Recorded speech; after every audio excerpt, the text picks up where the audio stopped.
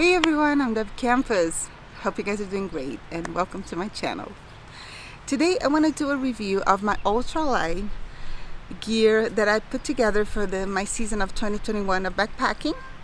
And as most of you guys know, I went on a 40 miles backpacking trip about a month ago for a spring break. And it wasn't too long, 40 miles, but it gave me a great chance to test my gear and see what would work and what wouldn't work. So today I want to go over my findings with you guys and hopefully help you, in your quest of lightening up your pack. First I wanted to give you guys a scope of the trail, temperatures and elevation, because I think that's really important when you are making decisions about your gear. Like I said in my other previous video, this gear was supposed to be to the low 30s. And I was counting already with elevation and all that stuff because where I live it's pretty high. So the trail itself, it was pretty good, national parks, well taken care of, but there were a lot of very rocky parts. I think they put rocks on the trail just to prevent it from getting washed away. But also a lot of the trail was very sandy, deep sand that we had to hike through. Temperatures, every night the first night it got in the 40s, low 40s, and the second two nights it got in the mid 30s. And the reason was because the first night I slept at 5,300 feet of elevation, and on the second and third night I slept at 7,300 feet of elevation. So there was a big difference there of elevation, which made the temperature drop. Luckily the winds were very nice. It was windy, but not terribly. I would say 5 to 10 miles an hour maybe. And that's pretty much it about the trail. My main observation that I want to do here is that thank God to ultralight gear. To me, it was a blessing. If it wasn't that I have chosen to go ultralight, I don't think my daughters would have been able to finish this trail at all. Especially for my older daughter, it was her first backpacking trip, and I pushed the 10 miles a day, 10 to 12 miles a day. So it was pretty tough. But one thing I knew is that I wanted all of us to be ultralight. So I actually heard their gear loadouts were in the 7 pounds. Of course, I was carrying mainly everything from my cook set to first aid kit to Ditty Bag, all this stuff. It was in my bag. So theirs was just, their sleeping stuff and their tent and just maybe a battery or something small, but they had very few things in their bags. So total food we carried was 14 pounds. I carried 8 pounds on top of my 6 pounds base weight, and they carry 3 and 3 pounds each. Alright, so let's go over my gear and now I will tell you guys what worked and what didn't work. Okay, first of all, I'm going to start with my pack. My pack worked great. Excellent. I can't complain about it. I love how I can attach things in the front, and the only difference is that I might use my second pocket in certain trips because I love those waist pockets. I love how I can attach things on the daisy chain. And I love the front pocket. This is a perfect bag for me. Excellent. This is my trekking pole. The only trekking pole I took with me is from Cascade Mountain. And it's great because it is carbon fiber and it's ultralight. It weighs only 5. For me, I cut the straps off, so it weighs 5.2 ounces. It is ultralight because they only have one clasp, so it's perfect. I don't need any more, and it goes as long as the longest that you can extend it is 52 inches. But for me, I used it at 48 with my shelter, so it's all good. Let me start with the things from outside of my pack. So this was my toilet kit, and it worked out perfect. I'm not gonna change anything. I have just my pee rag, soap, biodegradable soap, both soap, my Deuces spades to dig, and also this irrigation bottle tip which is I use it as a bidet, and it's great, amazing, super light, loved it. My Ditty Bag, I made a video after my trip of my Ditty Bag and everything that goes in it, so it's perfect. I wouldn't change anything. Everything worked, and I'm gonna put the link for my video so you can look up what I had in there. The only thing that I didn't mention on that video is just I didn't have it in my Ditty Bag. It's just doggy bags or bread bags. I actually had bread bags with me, and they worked out perfect because we were crossing streams on the first day, so our shoes were wet when we got to camp, and it worked out super great. We could change our socks and still wear our shoes, wet shoes, and not get our socks wet. So I love the bread bag idea. Thank you so much, whoever put that out there. A lot of people talk about it on the internet, and it definitely works perfectly. This is my rain gear and sun gear, and I will show you what I will be changing. This is my wind parka, which worked out perfect. I used it even just for sleeping, and it kept me super warm. This is my poncho. I never used it because it didn't rain, but I'm going to tell you, I did use on my legs on the night that it was very windy and got my sleeping bag cold. So I put it on my legs, and it was so warm, and I didn't have any condensation inside. Maybe because it was windy. I also got me a rain skirt from Amazon, just a simple rain skirt. I like it. I like the rain skirt, and I didn't have it before because, I don't know, just weight thing. But actually this works as a tarp. You can lay on it. It works as a ground sheet if you need it under your tent. And of course it works for rain to keep your bottom part of your body dry. Also, I'm going to be using this for my tent, and I'm going to tell you when I get to my tent why.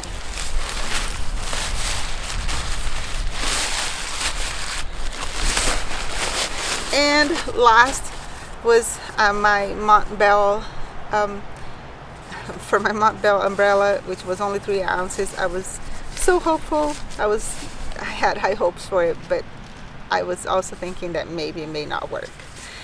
So that umbrella is too light, and it doesn't have the windproof. What happens is umbrellas that are windproof, they turn inside out when the wind hits them, so they don't break. And that umbrella didn't have it, so the first strong gust of wind that I got, it broke one of those metals. So I ended up going back to my umbrella that I had before.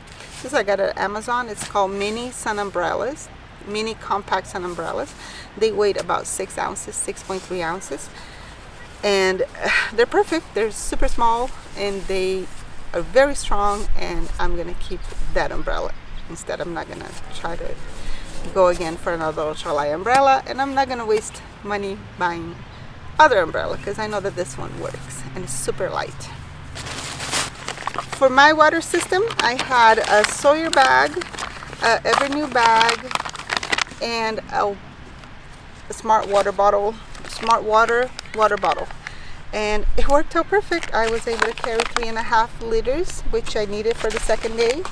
And my filter worked perfect. I don't know, everybody talks bad about this filter, but it worked. It's not the fastest, the biggest stream you can get out of it, but I like it. It gives me time to rest.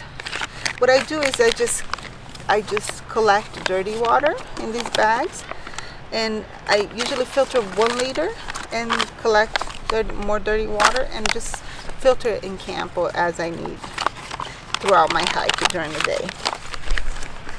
Okay, so my cook system. I actually didn't use this grocery bag. I used a bigger one because I needed it to carry more food. We carried about 14 pounds. So I didn't carry all 14 pounds. I carried about 8 pounds here, and my daughters carried 4 and 4. I'm sorry, 3 and 3 in their backpacks. The turkey bag works great, and it's so easy to put the food inside it. It's so much better, and what I like it is that it keeps the smell of your food inside, doesn't propagate the smell, And I know actually some people use these bags for keeping their pot inside. So I'm talking about their marijuana inside. So I know that they're good for keeping smell inside and not out. So I line my bag with this bag. And my cook kit, it was a different cook kit. I actually had to use my bigger 750 ml Toast titanium pot because it was the 3 of us and it worked out perfect. Yep, nothing changed. The only changes that I will be making on my cook kit, I will be mainly using my BRS stove instead of like I wanted to do with I wanted to use Asbit, but it's really hard here. Almost all places they demand you need to use a stove that turns on and off. So I will be using BRS stove also because for 3 people Asbit takes much longer to boil water, so we were in that patience. So yes, even though I hate canister fuel canister, I think it's better for the environment that I just keep using this just because of fire dangers. And my other change is gonna be my bear bag cord. I had a thin one which was 1.2 millimeters, and that with a heavy bag with food, when I try to hang it, it would really hurt my hands. It almost cut it. It was very painful. So I now changed it to a thicker one. This is a 2.5 millimeters zinc cord, and this Dyneema cord. I use only 30 feet instead of 50 feet, and it always works fine. But yeah, one more thing, I lost my Z-Pack's little cord bag, and I don't know where I just lost it, and I'm not gonna buy another one if I'm gonna keep losing. So I just used this tiny little it actually came with my rain skirt, and it's only 4 grams, so perfect. I'm just gonna keep it all in here. Okay, for my tent. So I love this tent. It worked out perfectly. It worked out in the wind. It didn't collapse on me or anything. It was great. I loved it. My changes that I will be doing is I will be using from now on all titanium Sheppard hook. And I know people hate it, but believe me, I don't know why, because they work pretty good. What I like about them is that they get in hard ground much easier than wider stakes. Wider stakes you're gonna have a really hard time putting in the ground. These go in much easier. And when it's something sandy soil, then I'll just use rocks. So on my tent, I love my tent. It was great, awesome. I could pitch it high or pitch it low. So the first day it worked out perfect.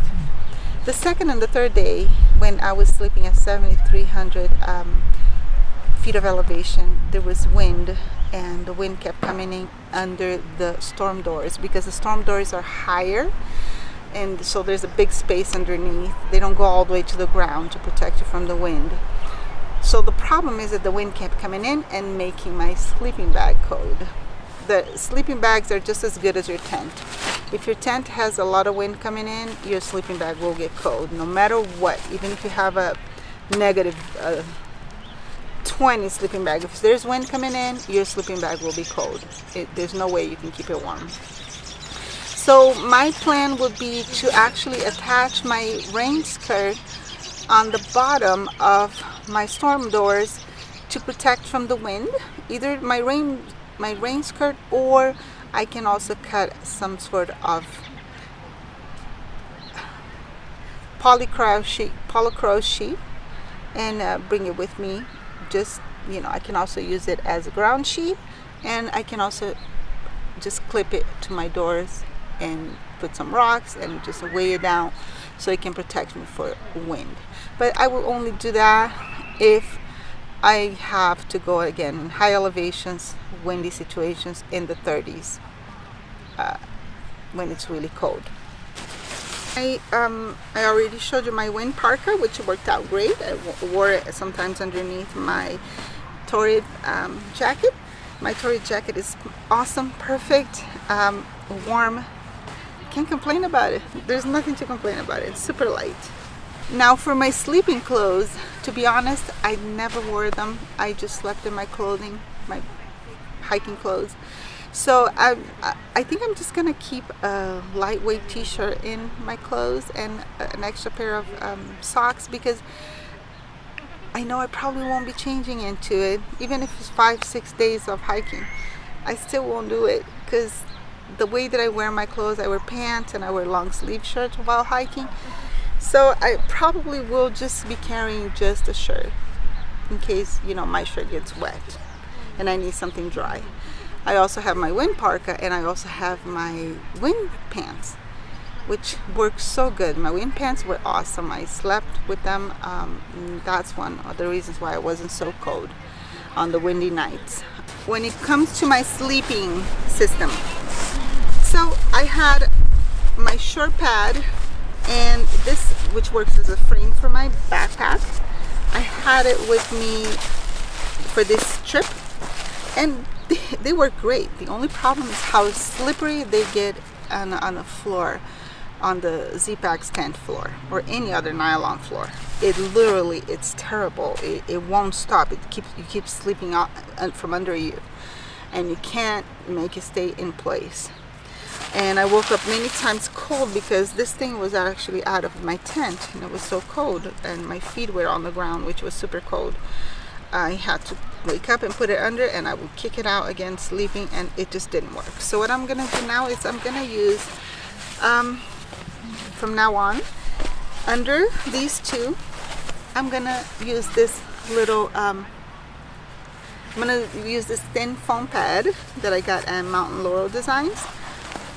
So I cut this one to my height, and this does not slip. It's awesome. Like, it does not let your pad, or your, in my case, my backpack and my little pad slipping off from under my legs.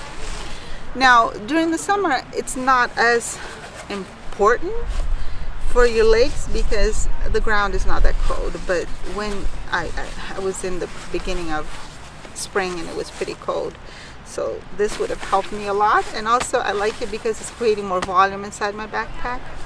Has solved that problem too. For my sleeping bag, so the problem with my sleeping bag was exactly what I told you. The wind that was coming into the tent. There was no way that the sleeping bag could keep you warm, and not another one. It was just the wind. The cold wind was getting it cold. So I have used this sleeping bag before, but I was in my Nemo tent, which is a double wall tent, and it's very warm. But so that's why I want to cover the entrance of my tent with some sort of plastic next time, and I'm sure this sleeping bag is gonna work then. And it's perfect. I love my sleeping bag, and it has baffles along the zipper. This is a long zipper one that goes into the toe box. I'm sorry, the foot box. And it has baffles on the zipper so it doesn't get you cold and there's no drafts coming in. This is an awesome sleeping bag. I love it. But you have to understand the limitations of your sleeping bag. When they give you a rating, it means you're going to be in a tent and you're going to be covered from wind, and this is not what happened to me. So yes, so the problem is just the wind. I have to protect me inside from the wind. So that's it, guys. That's the end of my gear review. Thank you so much for watching. So just a little recap. My gear, my ultralight gear, worked out perfect. I am actually surprised of very little changes that I'm gonna have to make. But mainly my changes are gonna be adding the thin light foam. Also the umbrella, I had to change for a little bit heavier one, but I know that it works with the wind. I will also be using my BRS stove more often, and my titanium stakes, I will be switching to all of them, being the Sheppard hook. And lastly, my rain skirt, which I will be adding to my gear, which will also work to protect me from wind. I'll be clipping underneath the doors of my tent, so it will help me, you know, fight windy nights or when it's cold and windy. So it's not always that I'm gonna use it for that, but it's also good for other things.